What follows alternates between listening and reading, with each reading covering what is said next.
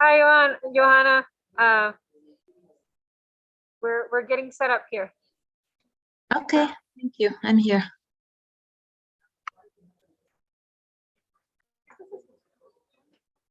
¿Para qué quieres conectarte? No lo conectes, aquí lo tienes aquí. Aquí está.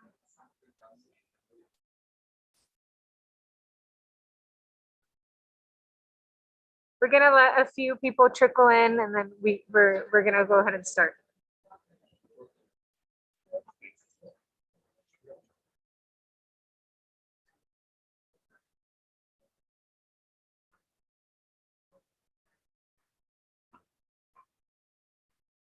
Hello, Joanna.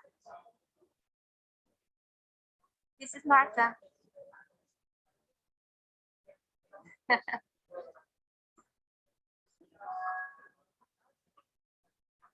I'm here. We are auditorium. I don't know if you can hear me. I can hear you. Yeah. Okay. We are going to wait 1 or 2 minutes.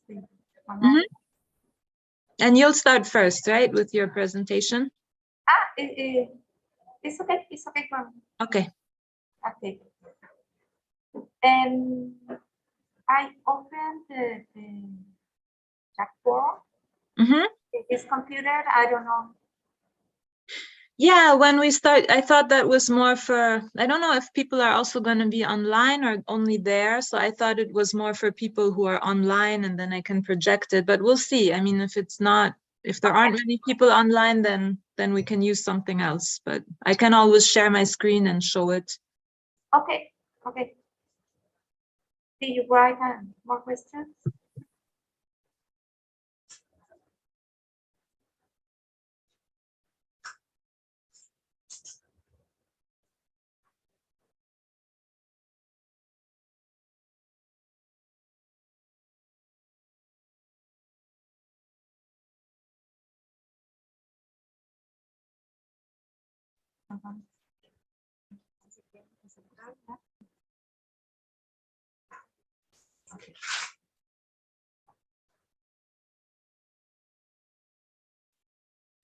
Okay.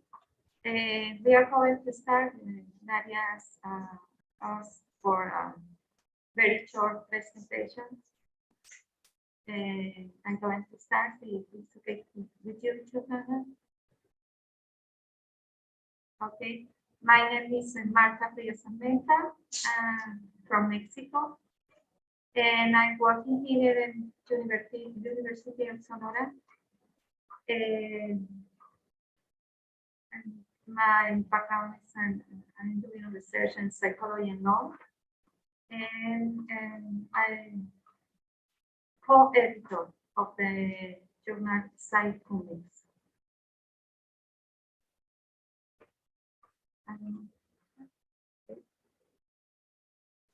Johanna, do you want to go ahead and introduce yourself and then you can put on each one of your presentations? I'm not sure I understood what you said, but if it's just about introduction, I'm Johanna Falhat. I'm a professor of social psychology at Clark University in the US, and I co-edit the Journal of Social and Political Psychology. And then presentations, Marta was going to go first and then me. Yes, perfect. Okay.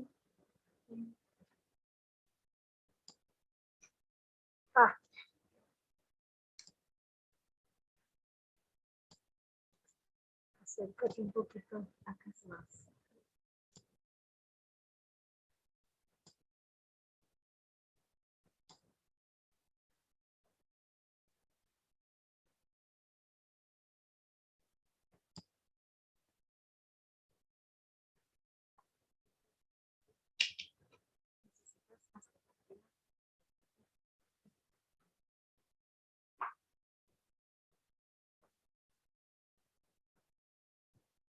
Hello, I'm going to present Psychomics. It's a journal. This journal is started in Mexico.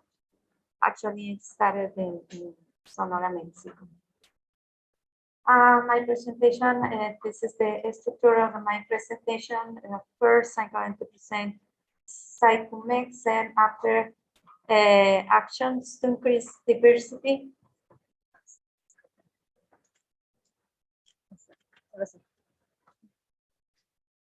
Actions to increase diversity, inclusion, and representation, areas, opportunity, challenges, and breakout groups. This is the journal. We are two co-editors, Teresita Castillo de León, who is in the Universidad Autónoma de Yucatán, Marta Frias-Armenta, and this me, and Universidad de Sonora. Short history about our journal. The idea started in 2008, and one of the meanings of the CUMEX is a consortium of the universities in Mexico, and we were thinking about a space where the publish of the universities that we were part of the consortium.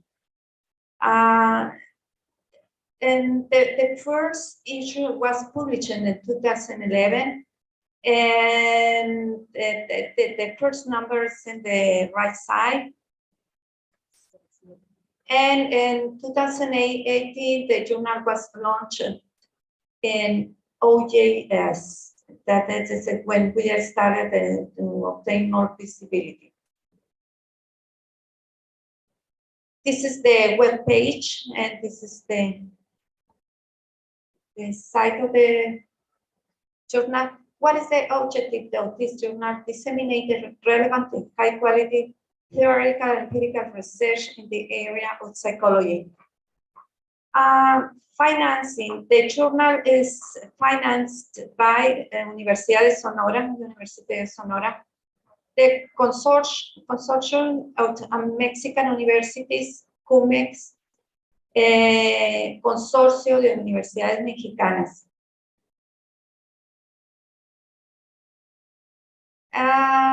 This is a map of the world, and then we discovered that many people around the world at least visit and view the journal.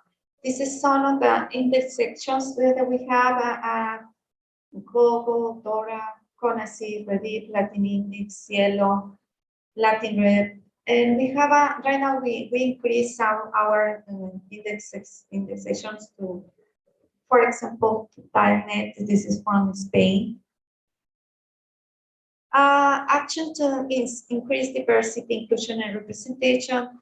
One of the things that we have in this journal is the Diamond Open Access. This is the way that we call it. We don't have feeds at all.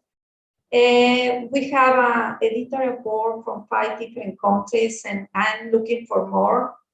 And we have a comprehensive guide for new researchers. We receive many papers from early career researchers, and we try to give them feedback and help with the manuscript. We have the policy of no rejection due to grammatical errors. It includes, we include quantitative and qualitative reviews. The abstracts and titles have been published in English and in Spanish. And this is the reason that many people view the journal around the world. And we soon accept manuscripts in English. Areas of opportunity. The editorial team is mostly from Mexico. This is the reason that right now we are looking for more people for different parts of the world, even English speakers, because we want to start in 2023 then publishing in English. The articles have been published only in Spanish. We recently received funding for an English language editor, so we can hopefully soon publish papers in English. The format for reviewing adheres to APA style. Challenges. We like to have a continuous financial support. Actually, our support is in service. We don't have any money, or we receive the service from the university, and the consortiums, for example, pay to the people who help us. As editors, we don't have any financial support. And increase the editorial board in order to have representation of different countries around the world. Increase diversity in authorship and readership. Right now we have been receiving articles from Spain, some countries from Latin America, and mostly from Mexico.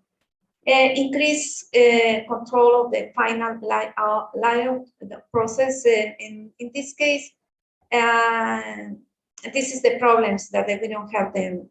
We cannot have control of this process, and sometimes the articles are accepted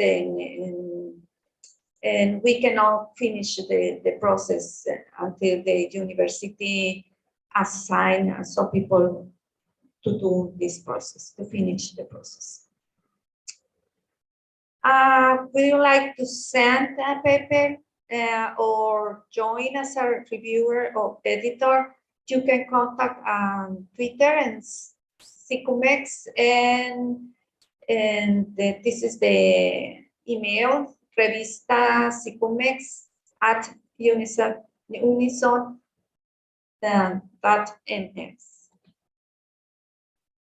Here we have a few questions that we like to share with the public. We have here some students and with the internet public. This is my email if you have any question. And we finish one presentation. Okay.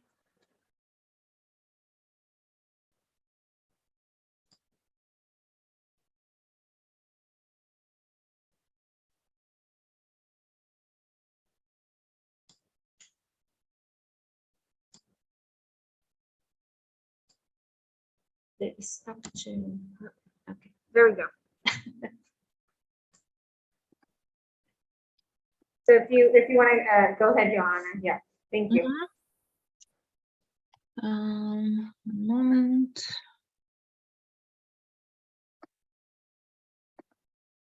Okay, can you see the slideshow now? Okay, I'm assuming yes.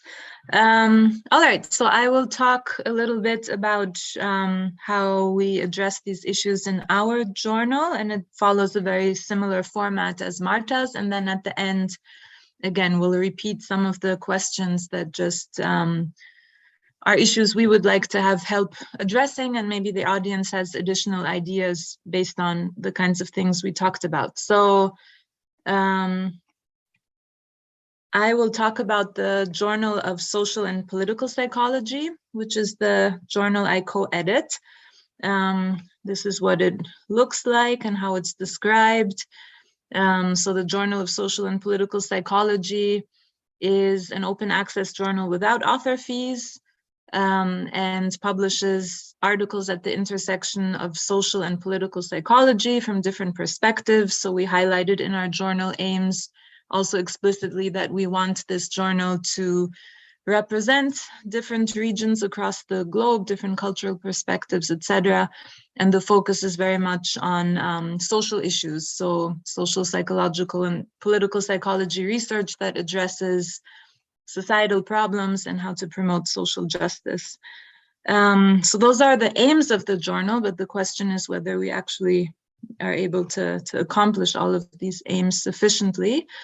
The journal is not associated with a particular institution or professional society. So this was basically just me and a collaborator who wanted to start a journal with particular features that we didn't necessarily see in other journals in our field. It is funded and supported by Psych Open, which is an organization based in Germany, but funding journals kind of across Europe mostly. So they have public funding to do so. I'm not exactly sure where. I think a lot of it is the German government and some other sources of public funding for this open access, no author fees, etc. publishing. There's also an emphasis on open science and transparency. I put the link here, and it's indexed in a few different databases, including PsycInfo, which helps, of course. I already talked a little bit about our journal aims, so we wanted to explicitly also address issues of regional and cultural diversity, as well as epistemological, methodological, etc., diversity and representation of different ways of doing social and political psychology. And our hope was that by making this explicit in the journal aims, that we would also receive a different type of submissions, and that would help us get better representation of work from different parts of the world. In addition to that, we do a few specific things in order to increase representation of authors, reviewers, editors. So first of all, we paid a lot of attention to the composition of our editors, and I would say it's not yet perfect, but we have 28 editors. That's a lot of editors located in 18 different countries on 6 different continents. So we very purposefully tried to find colleagues in different parts of the world to serve on our editorial board as associate editors. We also have a very large editorial board with editorial board members who simply agree to review for our journal regularly. So we have 41 different countries represented on the editorial board. Our hope was also that they would not just serve as reviewers, but also spread the word about the journal to their own networks in their respective locations, and that would help further increase diversity of the kinds of submissions we get, for example. We also have some editors who agreed to handle submissions in languages other than English. So English is the main language of the journal, but we have, by having editors in different places, people who are able to handle manuscripts in other languages. However, we did not, this is kind of a more informal arrangement, so we don't really advertise it on our website because of capacity issues. Like we have 1 editor or 2 who could do Portuguese, for example. So it's limited, but in some cases we were approached by authors and asked, and when we had the ability to handle it in languages other than English, we did. Then with the idea that at a later stage, once it was accepted, it would be translated into English somehow collaboratively, because the language of our journal still is English. And that is, of course, a question whether that should even be the case. Here's just a quick picture of some of our editors, showing you some of the diversity, not all, there are a few more. Then we do a few things in terms of journal features to hopefully increase representation. So one thing we did was to invite and also kind of encourage special issues that focus on specific regions in the world that are underrepresented in mainstream psychological publications in English. So for example, we had a special issue commemorating the Rwandan genocide almost 10 years ago now. Currently, there's a special issue kind of in press on political psychology in Southeast Asia that was guest edited by colleagues in Indonesia and the Philippines, I believe. In addition to that, authors are encouraged, we have this explicitly in our guidelines, to also publish abstracts in languages other than English. So there is an English abstract, but in addition to that, they can submit abstracts in any language they want, as long as they can, take responsibility for proofreading and so on, the abstract in that language. And then in order to also kind of have a reach beyond academia, which also has to do, I think, with representation and diversity, we have non-technical summaries for lay audiences that can be published alongside the articles. So these are basically short summaries of the articles that try to, it goes beyond an abstract, so it's usually like 1.5, 2 pages. It summarizes the key points and the implications for society in kind of simpler language, trying to avoid academic jargon. Here is an example of how it looks with the abstracts in other languages. So this is from one article recently where we had the abstract first in English and then in Turkish, because 1 or 2 of the co-authors were from Turkey. And then I believe this is Spanish, if I'm not mistaken. So we have the ability to have the abstract in also more than one other language. And then finally, third point, we have a few editorial practices similar to what Marta also talked about that we hope will help increase representation of authors. So one thing is we often see or know from our own experience that some articles tend to be rejected just based on not just grammar issues that was mentioned before as well, but sometimes also simply the format, right? Like it isn't in APA style. The method section is structured differently than what I'm used to reviewing in APA type journals, right? Those kinds of issues, or like the statistics that they used was just, you know, simpler than what I'm used to seeing or whatever it may be. And so we try to, instead of having a desk rejection, when we see that it is from a region that is underrepresented in our publishing, we give so-called desk R&Rs, where we have more detailed feedback on kind of the more formal type of issues that would need to be addressed, so that we can then send it out for review and the article doesn't just get rejected based on these formal issues. And of course, we do that only when it seems that the article is otherwise has, you know, good substance and kind of, yeah, good ideas and interesting findings to report. In addition to that, when we kind of screen for which articles to give into review and which to desk reject, unfortunately, we have had to become much more selective. So we used to be way more open to many more articles, but now, even though it's, you know, open access publishing that is online, so technically there shouldn't be like an issue with pages, but because this is funded publicly, there's only limited resources for copy editing. So PsycOpen had to give us now a page limits on how many pages we can publish per year. And because of that and the increase of submissions, we have had to desk reject many more articles. We simply cannot publish everything that otherwise is solid.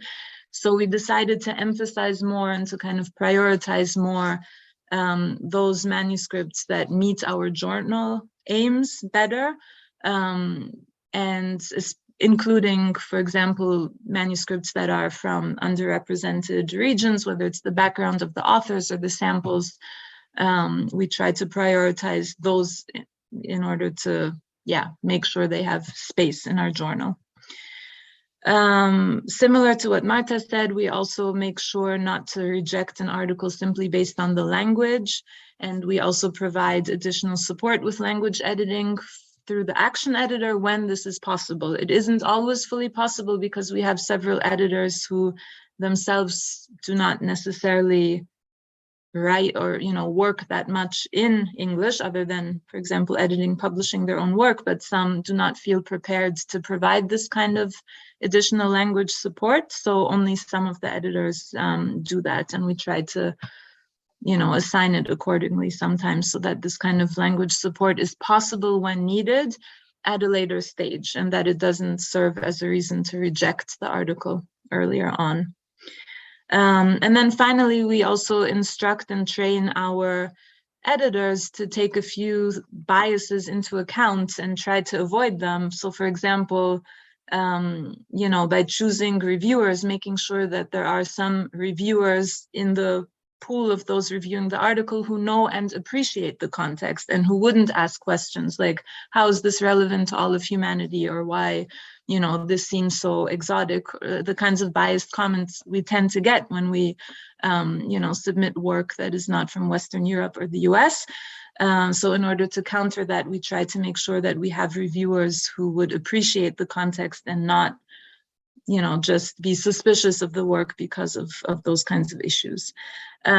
We also pay attention to bias in reviewer comments, and we try to balance or correct that. So, for example, the typical, like, this needs editing by a native speaker of English, we would either, in some cases when there were more extreme comments, once or twice, I even wrote back to the reviewer and said I would probably remove a certain part because it was biased, or I simply comment in my editorial decision letter that I do not agree with this comment, or, you know, you don't have to take that into account. Of course, that's confrontational towards the reviewer, but in some cases it seems really necessary in order to counter the bias that and hostility, frankly, that comes out in some reviews. And then in general, we instruct our editors to be mindful of, you know, pay attention to the contextualization of the research, and how that shapes also how we evaluate evidence, etc. All right, now quickly a few obstacles and challenges that we face and that I would be curious to hear, you know, ideas people have how to work on those. So one is simply resources, right? If we provide additional language editing, for example, and additional support for authors who are not used to publishing in English or publishing in APA style, it means more time on the side of the editors. Yeah, that often becomes an issue with workload and people's willingness to do that.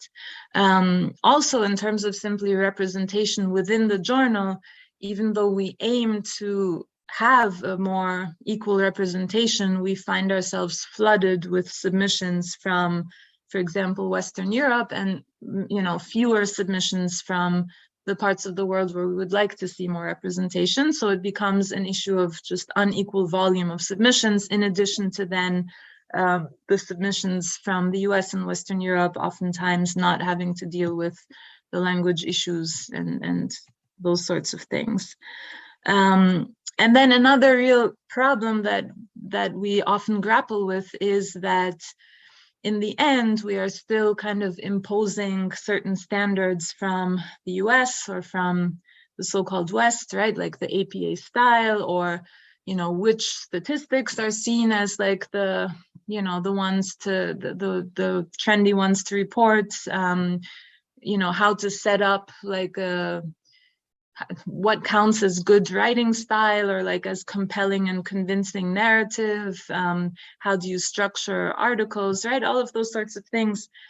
We kind of end up defaulting on a certain style, what we see in the mainstream journals, but of course, and that is treated as objective, but of course it's also very culturally shaped. And so kind of distinguishing between, you know, what is an issue with the actual research and the actual writing, and what is simply an issue of us imposing certain ideas about how that would look like, and distinguishing between the two is sometimes not always so easy as it may seem at first. And sometimes we also run into issues like we may suggest in the review, you need to do certain kinds of statistics, but then people may not necessarily have the software or the courses available to do that, right? And then again, do you reject the article because that kind of statistics is what is expected? Or do we accept that, well, sometimes there are other ways of reporting these findings, right? So those sorts of questions we grapple with in our kind of day-to-day editorial work. And then also, you know, not just our own views, but of course also those of the reviewers. And we often find that our reviewers are kind of way more critical than, I mean, critical in the sense, you know, have many more of these more biased comments than what we would like to see. So how do we overcome that when we look for reviewers, when we then handle their reviews? All right, so that is the end of my presentation. And then Marta and I thought that now we could perhaps talk about some of the questions that she posed, some of the questions that I posed now at the end, and then the audience may have additional ideas just based on what you heard. So if we could spend some time figuring out which of these questions we want to focus on today, and then we can go into smaller groups in person and online and work on those a bit together. And we also have a Jamboard that I'll share in a moment that we can use to document some of these things. And that's it from me.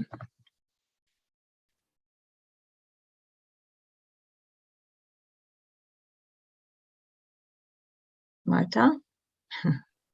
I'm here. So right now we are going to work here from the group, and I'm going to work with the one online. I don't know what can I do right now? Do we want to divide the questions? And so I think if you want to share the link, that's awesome. The Jamboard link to everybody so that we can look at the questions.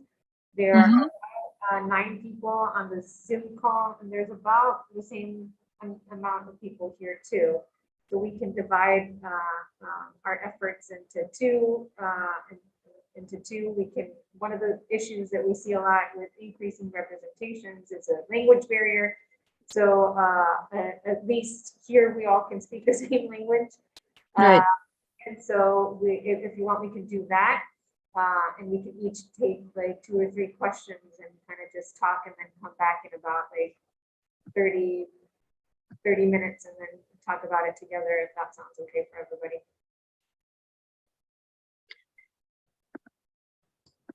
Yeah, so I'm not sure now. Do you see, did I share the screen with the Jamboard? Yeah, we can see it. Yeah. Okay. Yeah, so that just has the questions from Marta's presentation at the end and then 1 or 2 from mine. So these are questions that we are interested in discussing, but I mean, maybe we can first collect from the audience, either through the chat or people sitting with you can tell you like either which of these are of particular interest to them, or also what else could one discuss based on what we just heard. What would people be interested in focusing on? If there's anything you can add, I'll add it here. Yeah, maybe I can read them out loud real quick and then we can kind of vote and then just kind of divide into 2 groups. So I think the first one is, I know I'm getting older now because I can't really read it. How can we increase interest in trying to generalize our findings in other contexts, which is very much in tune to what Ade was talking about before. How can we as editors help reach the goals of open science alongside diversity, equity, and inclusion in low and middle income countries? How can we create more cooperation between journals and researchers? How do we get funding for journals in low and middle income countries while still keeping diamond open access? How do we obtain more transparency in the review process? How do we deal with limited resources to assist with issues related to style, languaging, editing that privilege authors in English-speaking countries? How can we be inclusive and increase representation in peer review? How do we deal with reviewer biases and desk rejections merely based on stylistic issues and how research is presented? So I don't know if anybody has any suggestions or any questions that jump out more to them. And also anything to add, right? Anything that is not on the board yet that would be interesting to discuss.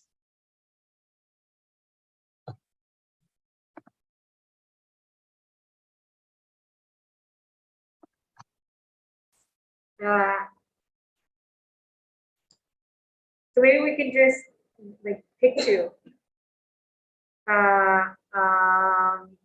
that might be like the more pressing for us. I think one of the things we had a panel a couple of days ago too about how we can create about like these issues as well. So maybe how we can create more cooperation between journals and researchers might be a good one.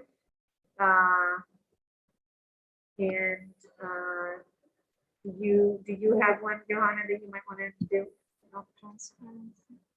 No, I'm open to anything, but I guess it would be whoever is online, right? I guess we would do this in a breakout room or something. So maybe those of you who are online, if there's any you would like to focus on.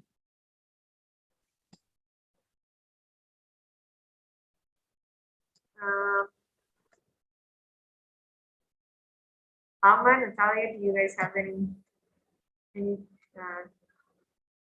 specific? And I think we're kind of swindling down. It's getting kind of late everywhere too. Right. Yeah. So does anybody else have a preference for any other ones that we might want to have? I mean, if online is not active, then I guess you should just work with the room and I'll just sit back and try to listen and be ready for any kind of, yeah, conversation afterwards. Yeah, I think Natalia and Alma are still there. And I think what we could do is also maybe have a group here, and also I can join you and Natalia and Alma, and so that we can divide a little bit. Okay, so shall I just open a breakout room and then see if anyone joins? I think we could just do it here. And, Okay. And then we can like just Okay. here, and then I'll join over there with you. Okay.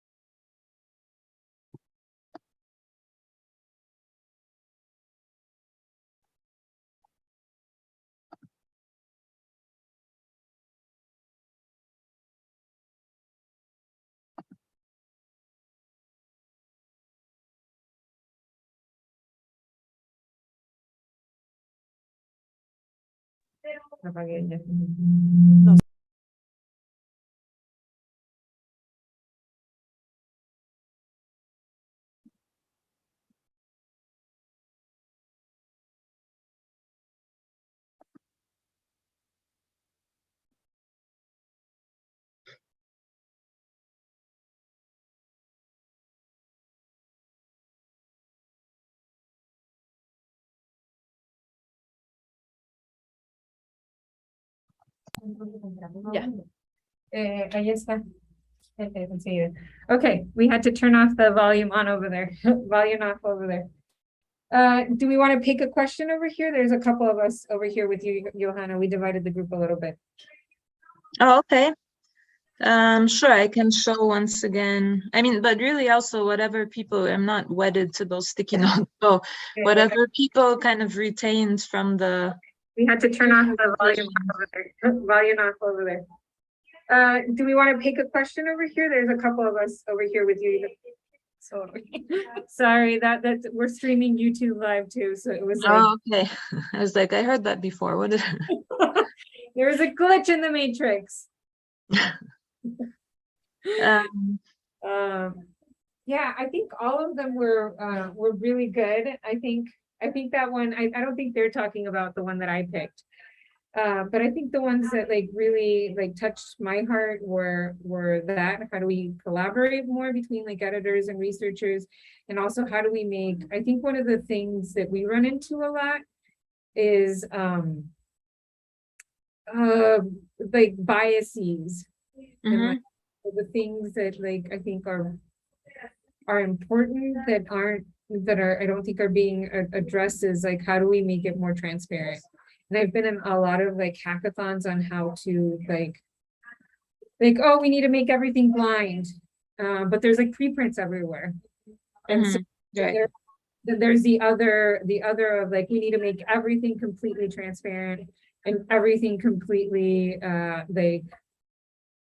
preprints. So I'd like to hear like your thoughts of like how like what is your perspective on like, do we go fully open or do we try to close it as much as possible? Right, and I actually think you know, as I said, in our journal policies and editorial practices, really, I mean, we explicitly want to get more representation from, right? So we don't I mean, it's kind of like with, you know, needs-based admission or whatever, those discussions, if you blind it, then it ends up oftentimes privileging those who are used to, right, publishing in APA style, or who already have, right, like all the polished English language editing. So if we don't see the identity of the submitter as a, you know, chief editor deciding on desk rejections and so on, it might actually then backlash. Whereas if we see like, oh, okay, here's a journal article that maybe has some, you know, style or like formal issues in how it's presented, but it is from a scholar in Nepal, and that's exactly what we want to see more of. So let's work with that, you know, scholar to you know, get the article in a shape that it won't be rejected by the reviewers just based on, oh, it doesn't follow exact APA style. So I actually think the blinding, at least to the editors, can counter those goals. But of course, that only works when there is a very explicit aim of increasing diversity, and not when people pretend that it's, you know, just objective and only the best quality paper gets through without the influence of other factors. Yeah, I think there's a couple, and I don't know if Alma or Natalia want to jump in. I think there's a couple issues there too, and one of them is one that you just brought up, is like, if we are really trying to increase diversity. And I think you and there is other journals, I mean, you as a journal, now you're like the real you. Yeah. You're pushing for that, and I think that's very wonderful, but I don't know if that's like something that every journal is trying to do. No, for sure not, yeah. And so there's some cases where it's the opposite. And so so like pushing more of like, how do we make it that everybody's doing it, not relying on people's intentions or journals' intentions. Yeah. And I think, and you know, I'm super biased because I'm into, you know, open science. So I think the more we push on the open science, I think the more, because it's not just a bias against low and middle income countries, it's a bias against women, it's a bias against women of color. It's so I think the more open we are, I think the easier we can spot those biases and say like, well, okay, and we know that this person is doing this, and the editor is doing this, and this editor is doing exactly this to these groups of people. But I don't know if Natalia or Alma have a different point of view. No, I just wanted to say that basically, since I work on like Bosnia and war trauma in Bosnia, I actually never had that problem because it's like very specific. So simply, even editors cannot say like, we are not going to publish this because it's on Bosnia, because I mean, thankfully we don't have that many wars and that many wars in other countries, so they simply have to. But I don't think it should go that way. You know, it shouldn't be that, you know, articles from researchers coming from post-conflict environments in low middle income countries are actually preferred, while from those who are not working on those issues are actually like rejected because, I don't know, they are coming from those areas, and then they cannot be either generalized or something like that.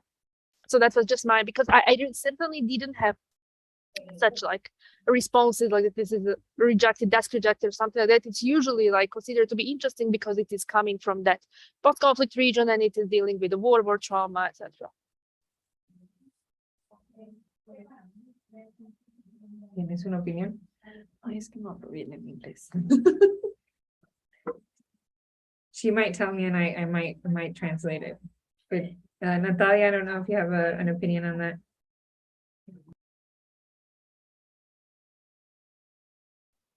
I don't know how to solve this.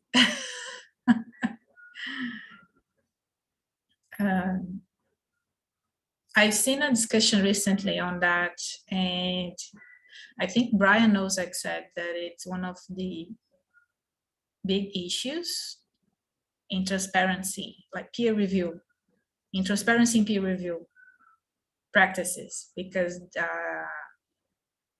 he's aware, and of course we are aware that there are these biases, and so how we deal with them. And I don't know, I really don't know how we can start doing it. I'm in big favor of, but I don't know if it can work, but it's something that I sympathize with, but I may change. I may change my mind eventually, is with the idea of making reviews public without making the reviewer's identity public. So the whole process is public, but without making the identities public. So we don't expose people, but we expose the process. But even that is people. I know that people are not very happy with that as well. Some people are in favor of the double-blind review processes, the review process. But yeah, but I confess is one of the topics that I really don't know.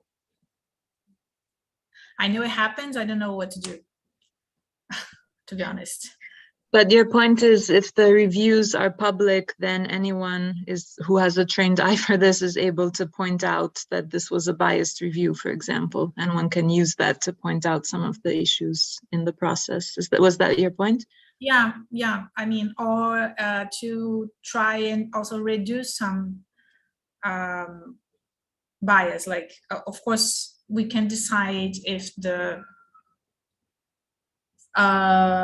reviewers, if it's a blind or double blind process in the review, but as long as the reviews are published, because then people can actually see the process, and then they can judge by themselves what happened. But I don't know. It's like people. Go ahead, Natalia. Yeah, I mean, it's really like, personally, I'm starting to sign my reviews, but it's really because I can't be bothered. But I know that it isn't easy for juniors to do that. So I don't recommend people to do it, because there is a power imbalance, and it really isn't something that it can be recommended. And so there is also a bias. We always talk about bias against authors, but there is also a bias regarding who review papers as well. So when, for example, you are a junior reviewing a paper from a senior author, and that author doesn't like what the review you've done, and that can harm your career. So imagine someone you're someone from an underrepresented community or from a developing country, conducting a review, and a big shot from your field in a rich country doesn't like the way you reviewed and rejected that paper. So it can go both ways. Anyway. I think, no, go ahead, Natalia. I keep on interrupting you. I finished. Okay, sorry. We talked about it, and I think one of the things that might be like a midway point between like opening, I'm for what Natalia is saying, like just opening everything up, and then maybe even just like from the beginning, having the review process even maybe before you submit with it, which is more like pre-registration of like people give feedback from beforehand. But I think one of the things that Carla brought up that I think is very important is training and like giving feedback, like actual constructive feedback is really, really important.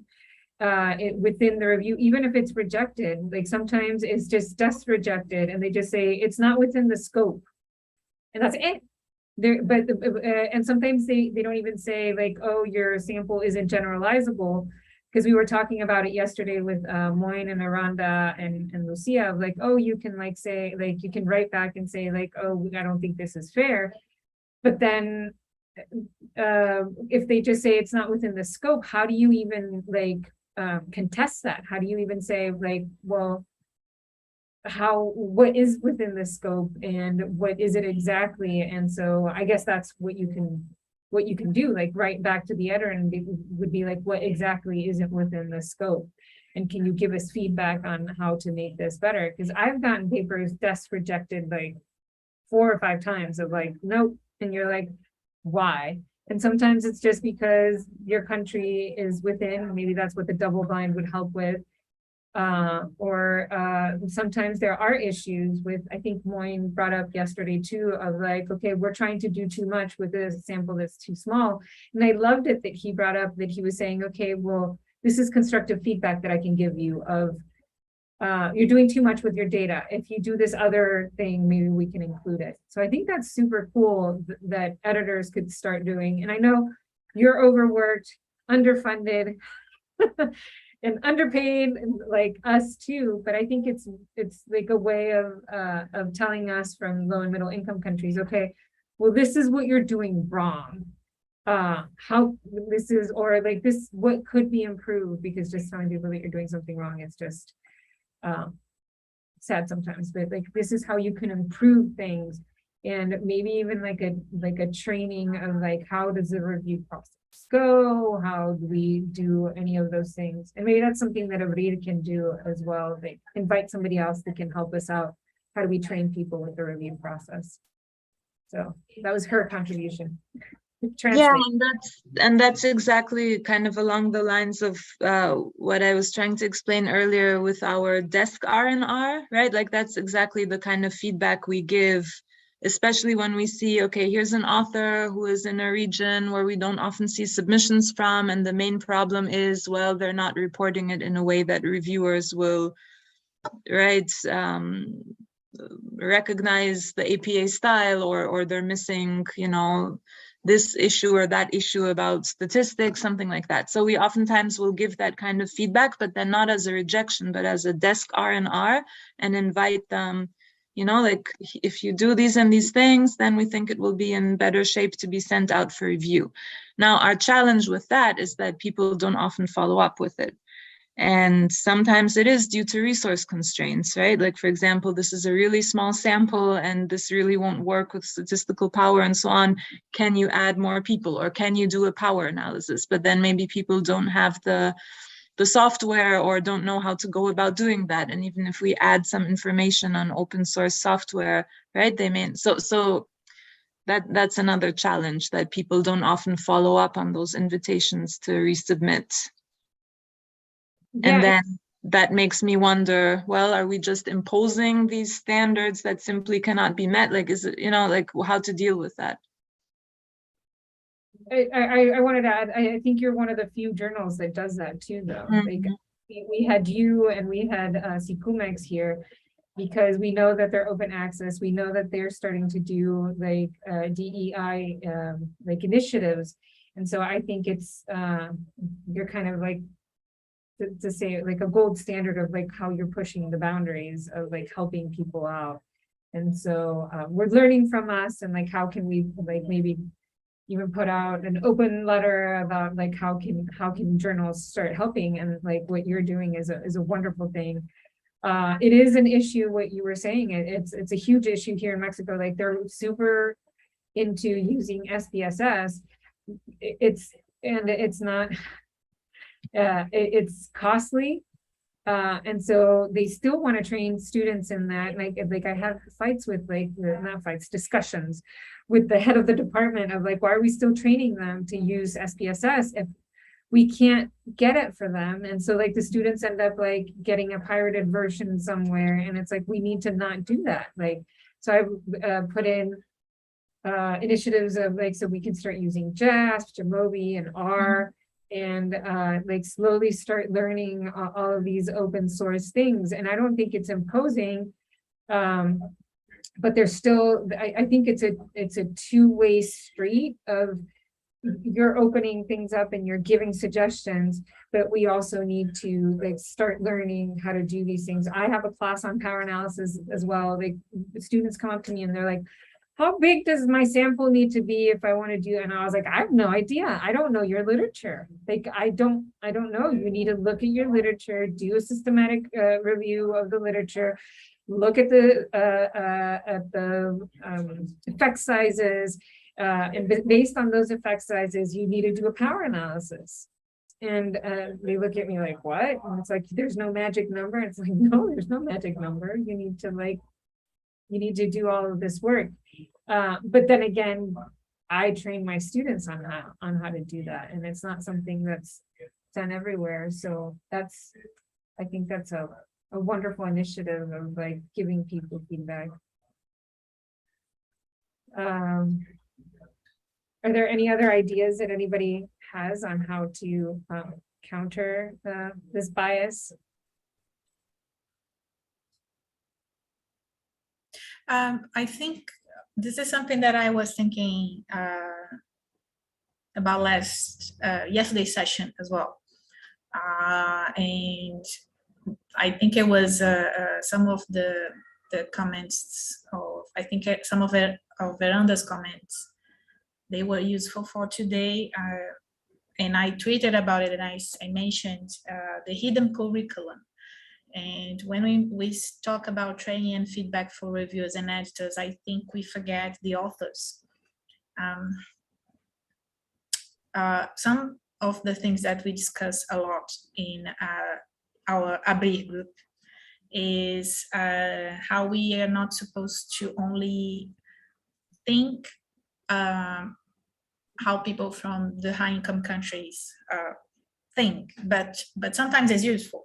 So we have to admit that we work in a culture, in their culture. So we have to be trained in some of the skills that they prioritize.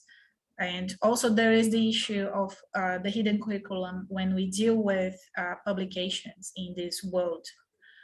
So for example, we don't know that we can appeal when we get a rejection. So even if we get a desk rejection and someone says that your paper is out of scope, we can actually write to the editor and ask, why is that the reason? And you can actually argue, because your paper is about some topic that is related to the description in the website, and you disagree.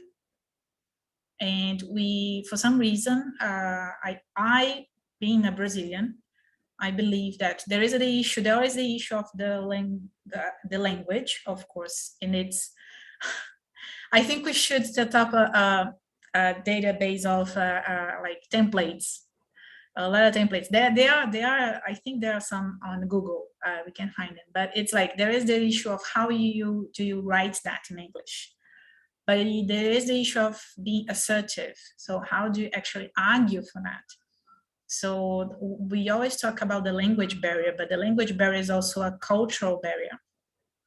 So I always talk to my colleagues in Brazil that because I did my PhD in England, it's not that I became fluent in English when I've been there. I became fluent in the academic culture of English academics. So that's why I know how to navigate some of it.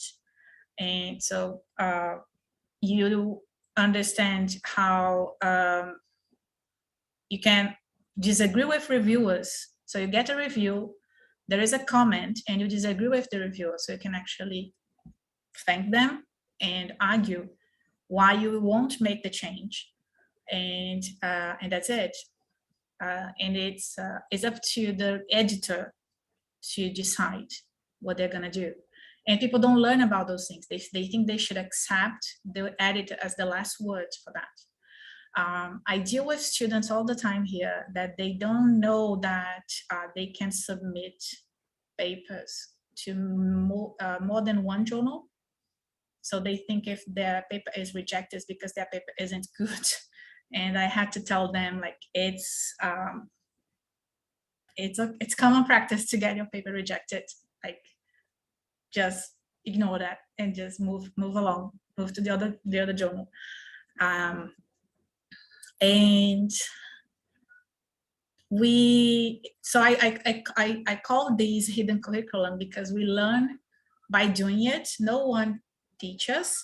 And if you come from a privileged academic research culture, you know more about that than others. I just learned this year that you can, so I'm telling this and it's gonna be recorded, so you know now that there are journals that you are invited to write. a paper. I didn't know, but you can actually write to the editor. So you can actually be invited to write a paper. So you can actually always write to the editor and ask if you can write a paper and submit to that journal, because it's a culture of publication that we created.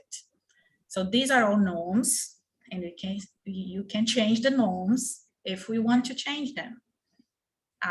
And this is not really clear for academics that are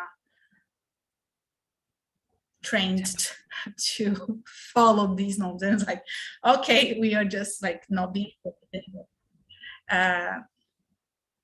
I mean, I can just repeat it, but yeah, we are trained to follow these norms, but we're not trained to change these norms. That's it sounded better now. Yeah. Yeah, I would strongly second what you just said. As an editor, I pretty much only get appeals on manuscripts from male academics in the US or Western European countries. Like, that is the demographic that we get attempts to appeal decisions. And then the other things you mentioned might also be one of the reasons why when we write, for example, the desk R&R, that we don't often, right, get the manuscript resubmitted, because I've also, through some communication with authors, gotten the impression that they didn't fully know or understand that this was an invitation to actually submit it. Again, they were just like, oh, okay, it wasn't good, I won't, you know, that they saw it as criticism, and like, these are all the reasons why the manuscript is bad, goodbye, right? As opposed to an invitation to resubmit. So that also means we have to be much more explicit in our decision letters, and we often try to do that and be more encouraging and kind of make it very explicit and clear what we actually mean. It's something that Carla brought up here that I think is really important, and I was shocked that this was one of her experiences.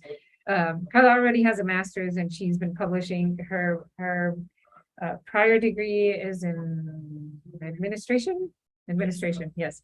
And so now we're working together on a different project that has more kind of an environmental psychology feel into it. And so she was saying that she sent a paper with her colleagues from her master's degree, and they said that the paper was rejected because it didn't cite any papers within their journal, and that was part of it. And it's just like, are you serious? Like, I could just add some. And so I think that's something that kind of going with the same thing that Natalia was saying, of like, not being it's impact factor inflation, yay.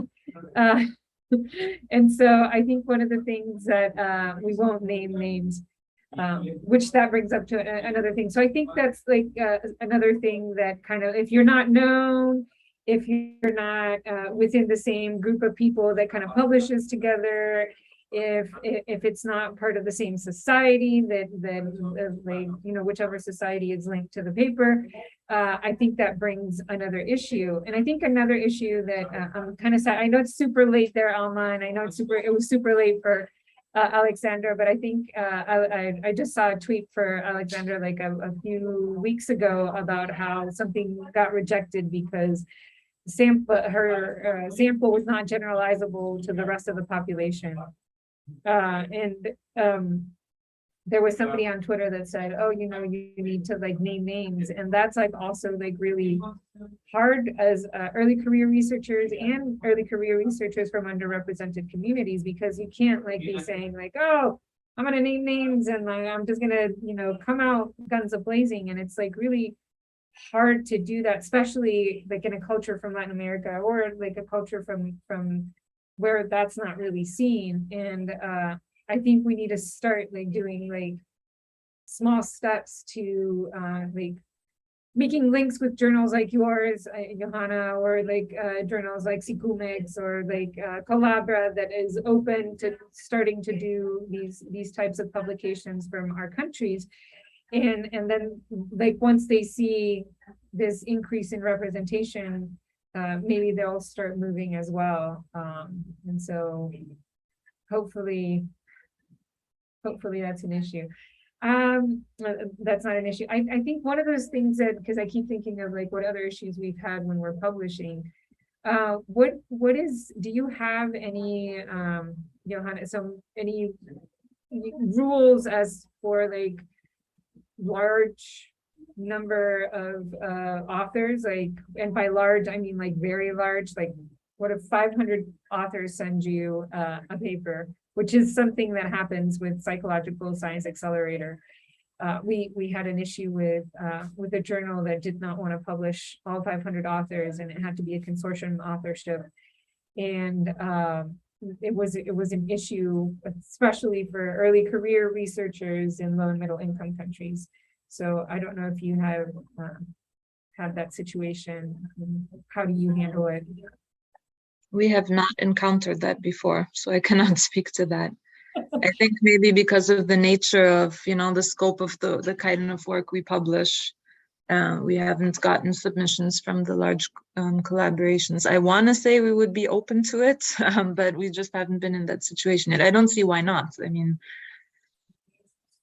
it would take up a lot of pages from our page budget. Maybe that's the issue, but to just list all of the authors. But other than that, I don't see why was it rejected? What was the rationale? It was not rejected. It was, we had to change authorship. Like we had to change it from like, the 500 authors. I don't know if it was 500. I think it was like 400 or 300 or something. I mean, beyond 100, it's, whatever. And we had to change it from all the authors to a consortium authorship. And I think it was a page limit issue as well. And so, or I think we needed to reduce the paper so that it would fit.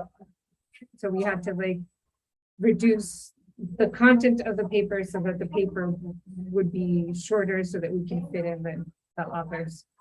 So that maybe we'll try to do a PSA paper and send you something with 500 authors.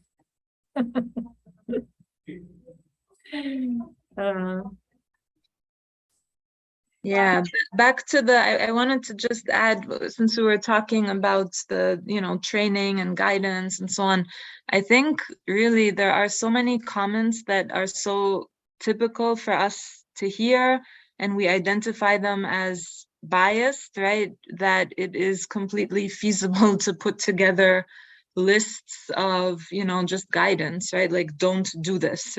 So in addition to training, simply like, as a reviewer and as an editor, do not put in the sentence, how does this generalize to, humanity or something, if you're not asking that question about MTurk samples as well, right? Or do not put in the sentence, this needs to be reviewed by a native speaker, right? Don't do this, don't do that, don't do that. So I think, journals and reviewers might simply often not really be aware of what they're putting in there, and just by, and generally I think we can count on people not wanting to be biased, and if you point it out and call it out, most likely people will want to reduce that and not do that. So I think sometimes it might be helpful to just, and maybe this is something that needs to be developed on a more general level and then just given to journals, as opposed to every journal reinventing the wheel, right? But I think as researchers and scholars working in contexts outside of the US or Western Europe, we've all had those comments. We can all easily put together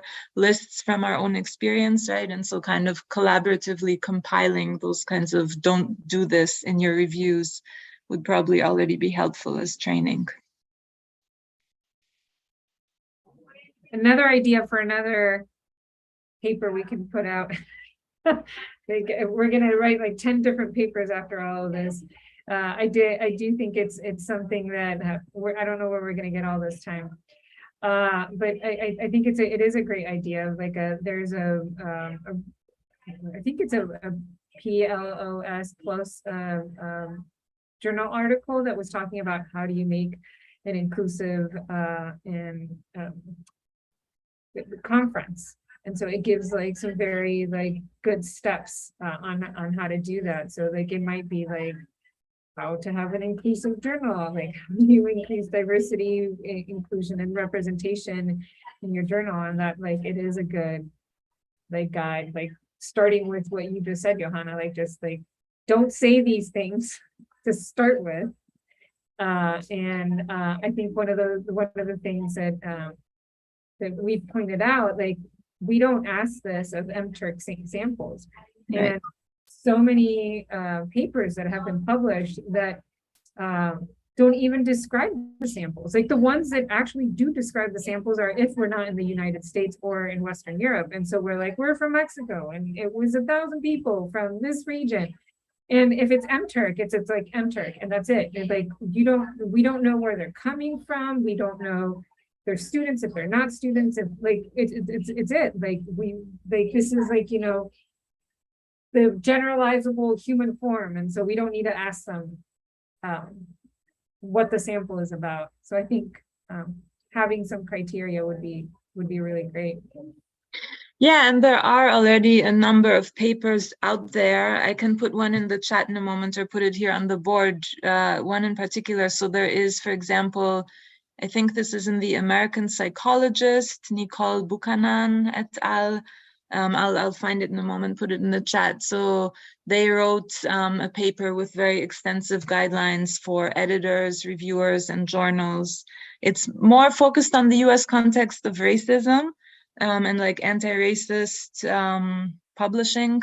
But, you know, the same principles apply when you think about research outside of the US and Western Europe, or like many of the same issues apply. So there are already a number of resources out there.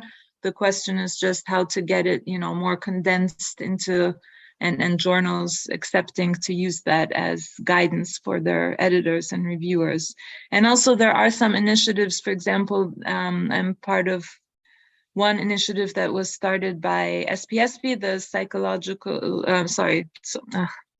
late in the day, the Social Psychology and Personality Psychology Association in the US. They have now a little task force also to put together precisely some materials like for training reviewers and editors, you know, the checklists for, to make the research again, like less, not the research, the publishing process less biased in several ways. Yeah, that'd be awesome if you'd share that. That'd be really nice. Yeah, the one article I'll put, the task force is still working, so that's not yet ready to be shared, but at some point I hope it will be more disseminated more widely. That's Alison Ledgerwood and some others, but the article I'll look for now and put it in the chat and on the board. Yeah, that's really cool. And I think the more we do this, I think the better it's going to get. And so I think it's important that, and thank you for doing that. And I think the more voices that we hear and the more that we can input that we can start doing, I think it's going to get better and better. So that's awesome. I don't know if we want to give like maybe like another 3 to 5 minutes more, and we can continue talking, and I'm going to go see how the other group is doing. And oh, thank you. Do lo que es poner en el, and so we can have a little bit of time to go and talk. All of us talk about it. So talk amongst yourselves, and I'm gonna go check on the other.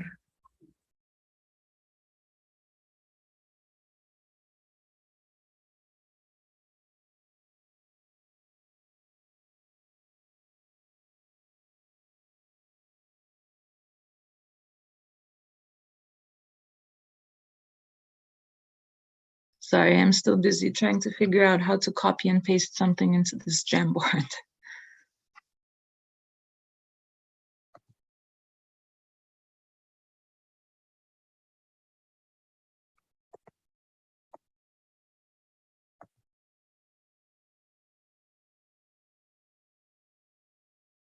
Thank you. Someone was better with this than. Thank you. Oh, what happened now?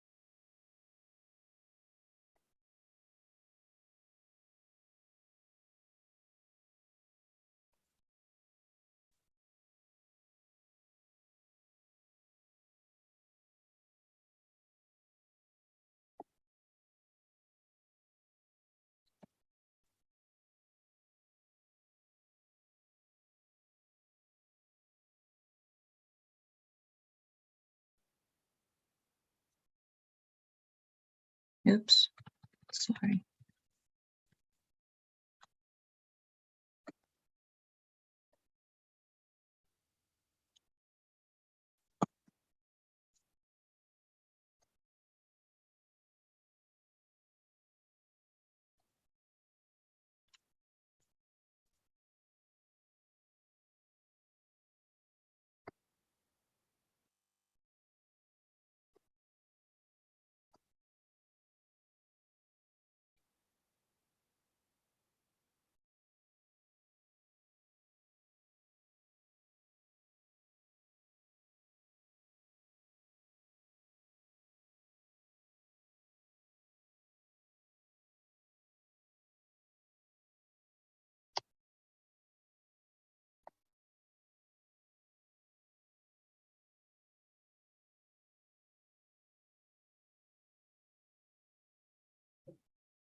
I think we're ready. I think they did most of their work in Spanish.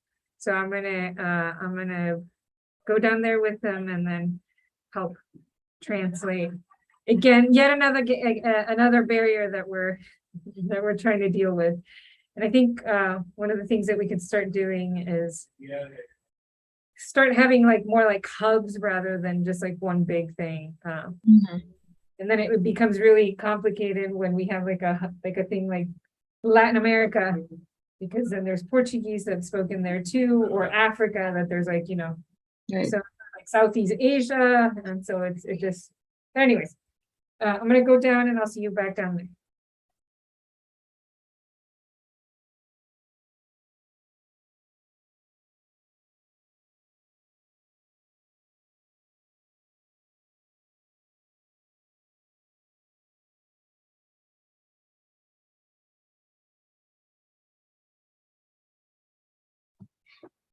Alma, what time is it for you? You are in Japan, right? So it's like 2 a.m. or what time? Okay. No, at the moment I'm home in Bosnia, so I'm going Okay. back to Japan later. So now it's 10:18 p.m. Only 10:18 p.m. Okay, still Yeah. late. But still late, yeah.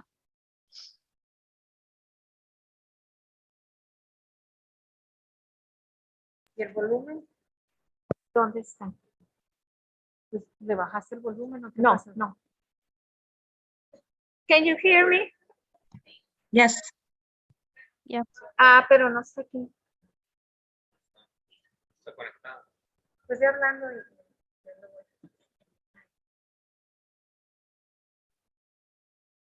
Aló, Joana. Oh, Joana. Johanna. A ver, pícale aquí. I cannot hear you. Something happened. Pícale, ponle aquí. ¿Dónde? I wasn't talking, but can you hear me now?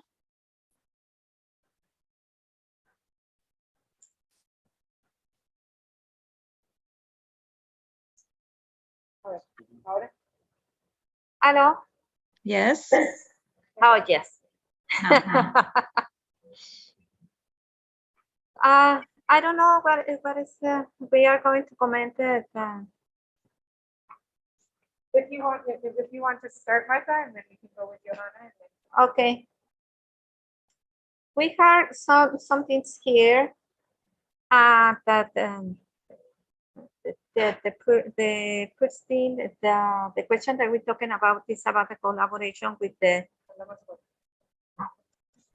we no apagar todo.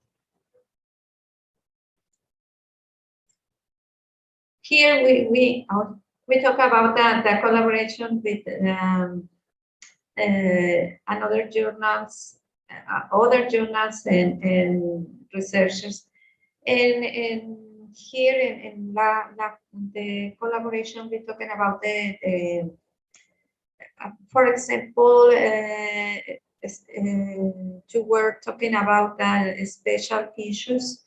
And here, the students, the researchers here were talking about that and how they could be considered and the special issues about some topics related to Latin American or African or different kind of regions besides the first four, so that they considered, for example, ask them what would be a good topic for a special issue for the journals, especially these big journals. And they asking for more contact with new researchers or even the researchers who are studying the PhD, that they are asking to have a more contact with the editors of the journal, probably the editors, and I don't know, some kind of courses, or I don't know, something that there could be explaining then what are the editorial policies and how they recognize the quality of the research, how they evaluate the quality of the research, what are the policies to reach this quality in the journal. Also, we were talking about how to share experience in between the journals, and for example, for founding.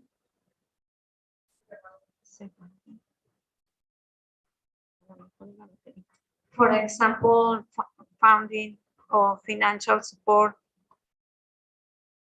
To get this financial support, and how to share this experience for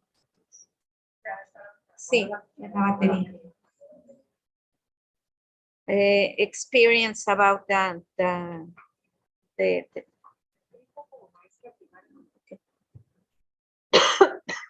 to get financial support, and how could one journal how share this experience to different kind of journals, or journals that have a lot of resources or more resources, how to help these journals. Are we talking about that, how to increase collaboration with different regions, for example, Latin America with Europe, and then how can increase this collaboration? Also,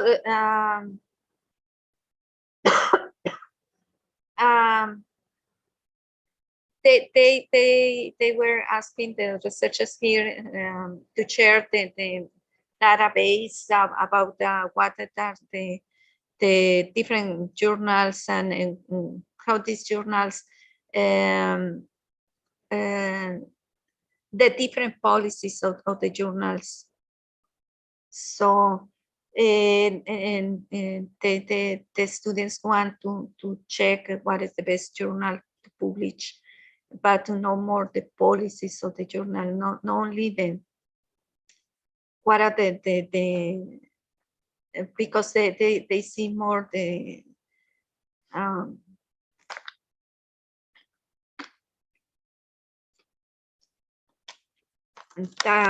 mostly the format, so this kind of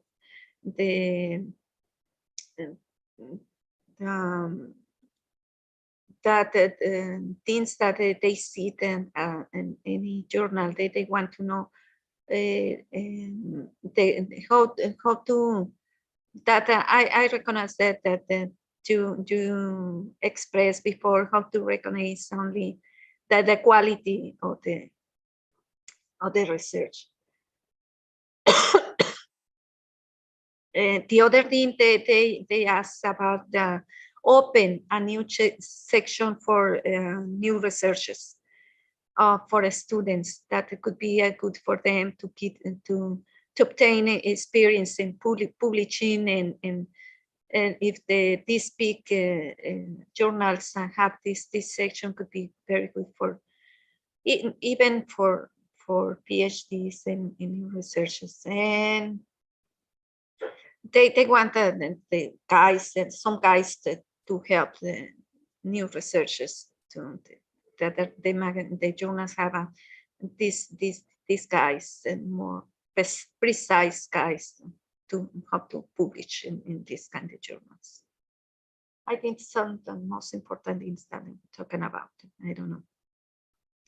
Even more people there, they have questions. Yeah, those are all great ideas. I hope they're documented somewhere so that one can recommend it.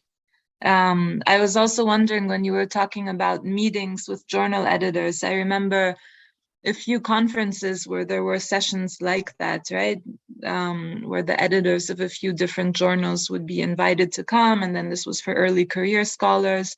But of course, not everyone can travel to conferences, right? So I'm wondering if one could think about having, now in the age of Zoom, right? We can put everything on Zoom. So why couldn't each journal have like a drop-in session with the editors, right? Like once a year, maybe specifically for early career scholars, or, you know, any demographic one wants to focus on, but specifically with the aim of getting to know the journal and its policies and being able to ask questions about the process. I think that would be really helpful. Yes, they are interested in more in how this the review process, how the editors take the decisions about to accept or not accept the article. So this is very important for them, because this is there is no place that they can see how this decision is taken. Right, so that increases transparency, and it gets at something Natalia was talking about before in our session with the hidden curriculum, right? That Yes. if you're lucky to have an advisor who teaches you these things, you might know some things, but if not, how would you know? Yeah. I'm going to translate, they have notes over here in Spanish, so I'm going to translate them and then put them on the Jamboard later. Great.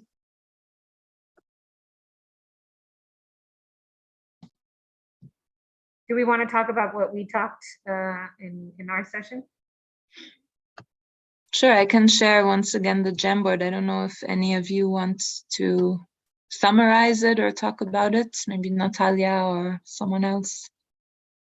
But here are the things we talked about. We focused on mostly, there were some other topics that came in, but we focused mostly on the bias in reviews and how to counter biased reviews. Do either of you want to summarize, or? I can jump in, and then if I didn't remember everything, I'm happy to have other people talk about it. So I think a lot of the things that Dr. Frias mentioned were some of the things that we were talking about too, but more in the lens of bias. So training is very important, like knowing if we know what it is that we need to do, there's transparency, and if there's transparency, that can reduce the bias that we have. And I don't know if you can hear me if I'm too far away.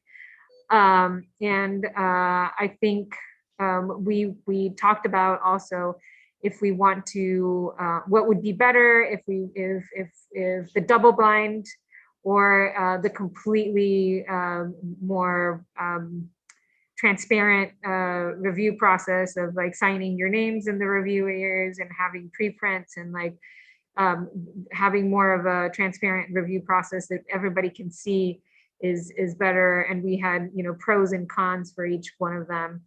Another thing that we thought was very important that could decrease bias as well is having more feedback. One of the things that a lot of us run into is no, this isn't within the scope of the journal.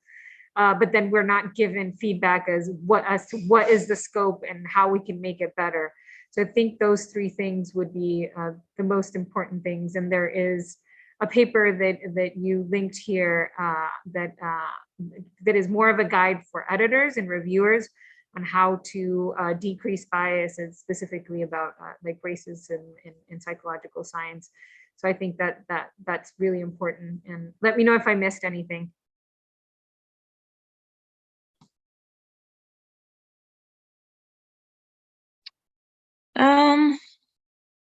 Yeah, maybe just kind of the thing we discussed at the end, that based on all of our experience with biased reviews, one could easily crowdsource a list of just recommendations or kind of prescriptions. If you want to avoid biased reviews, here are some of the things you shouldn't be asking or saying or asking for, recommending, and so on. And there are some groups and some of this is also already in the article that is linked here, and there are some other initiatives that are trying to work on some resources for journals with that kind of don't do this type of checklist that one could easily disseminate to reviewers and any kind of editorial team that wants to adapt those practices and just help people recognize, because sometimes people are not aware. I mean, I've worked with editors where I give feedback like, look, you asked for this to be proofread by an English native speaker. That's not necessary. And here's why this is problematic, right? They were like, oh, I didn't recognize, right? So sometimes it's also just a matter of educating how things come across to authors and what would be a biased remark in a review.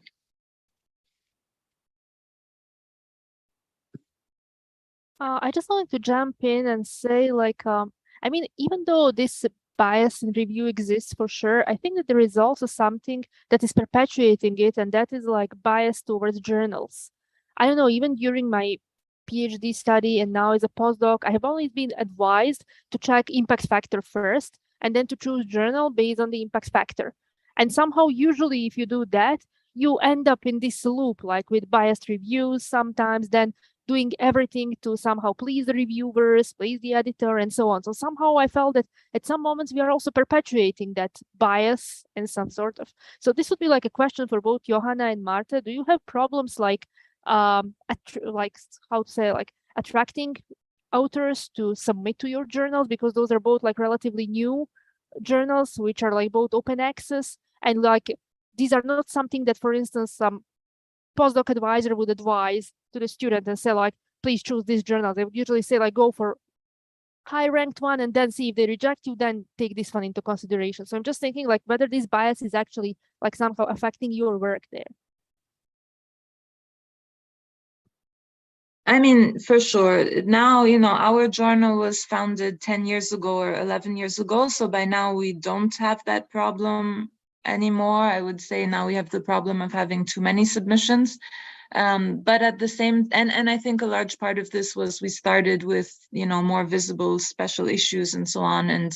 And also some like big shot names on our editorial board list, because we knew that would give the journal more credibility and so on.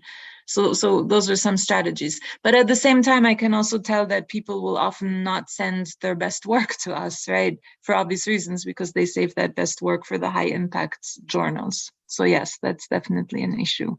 But over time, it kind of, balances out. And also our journal, I think, tries to attract work that will be rejected from the, like, interesting, good work from underrepresented regions, but also underrepresented methodologies and epistemologies in our field that will be rejected from those high impact mainstream journals. And then people know they can send it to us, right? So that's our strategy also.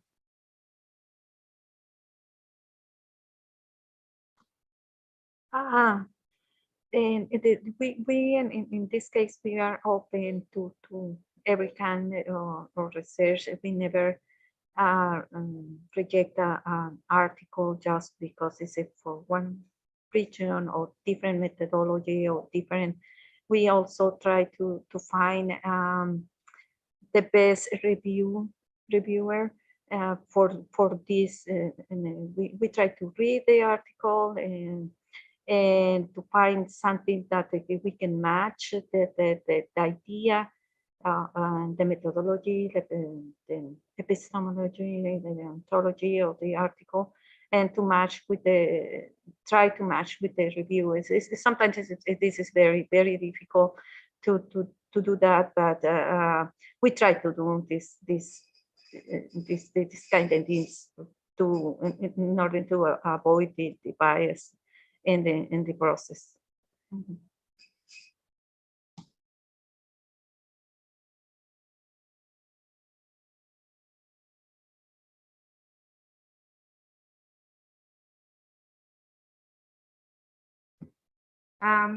So I think with that said, I don't know if we have any more questions. I think we got a really good like start on things and kind of got a really good conversation on how we can start to make things better and how we can start. We're gonna have our eye on the lookout on the SPS. Too many S's, too many P's. Workforce on the guidelines for editors and reviewers. And I think it is one of those things that you don't train for, either how to submit a journal or how to review a paper. So I think either one of those things is very important as an early career researcher. So we're going to be on the lookout for that. I want to thank both Johanna and Martha for being here. I know it's late, it's getting late for you, Johanna, and we really appreciate you being here at this time. And hopefully we can all keep in touch so we can keep on making good efforts into making journals more representative and having the best science out there. And I want to thank you both for having being editors for journals that are open to having papers from underrepresented researchers and areas. Thank you so much for inviting me and including me in the session. It was fun. Thank you. Thank you, Nadia. Thank you, Joanna. Thank you, everybody, for the opportunity to talk about our journal. If you want to send a paper or join to the editorial board, we are open right now. We'll stay in touch and are connected on Twitter, I saw too. So Yes. So have a wonderful day, everybody, and thank you for being here. Bye. you too. Bye.